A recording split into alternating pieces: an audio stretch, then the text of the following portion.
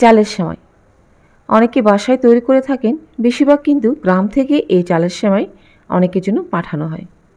আসসালামু আলাইকুম, ইসমত হাবিজ কুকিং চ্যানেলের নতুন আরেকটি রান্নার পর্বে সবাইকে ওয়েলকাম জানাচ্ছি। পছন্দের একটি রেসিপি আজকে আপনাদের সাথে শেয়ার করব। আজকে তৈরি করে দেখাবো চালের সেমাই। বিশেষ করে ঈদের দিনে অনেকে এই সেমাইটি তৈরি করে রাখেন বাসায়। খুব কম সময়ে ঝটপট এই রেসিপিটা কিন্তু তৈরি করে নিতে পারেন। ধরুন বাসায় কোনো গেস্ট এসেছে বা খিদে লেগেছে, ব্যাস তৈরি হয়ে গেল চালের সেমাই। তাহলে চলুন এই সহজ রান্নাটি কিভাবে আমি তৈরি করছি আপনাদের সাথে শেয়ার করছি।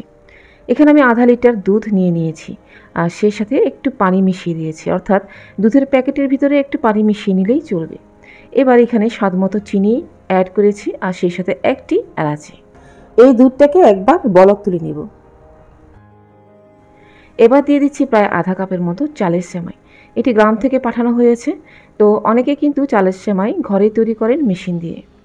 আচ্ছা, সে যাই হোক, তো চালের সেমাইটা দেওয়ার পরে আমি একটু নাড়াচাড়া করে দিচ্ছি।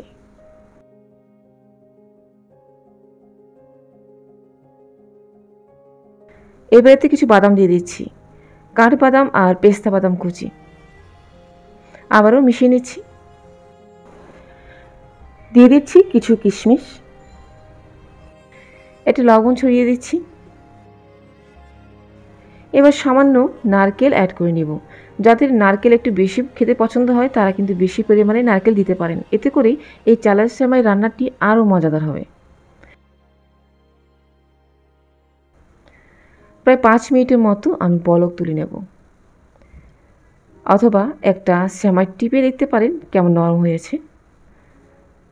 অপেক্ষা করছি 5 মিনিটের জন্য, আর এরই মাঝে হালকা হাতে একটু নাড়াচাড়া করে দিচ্ছি।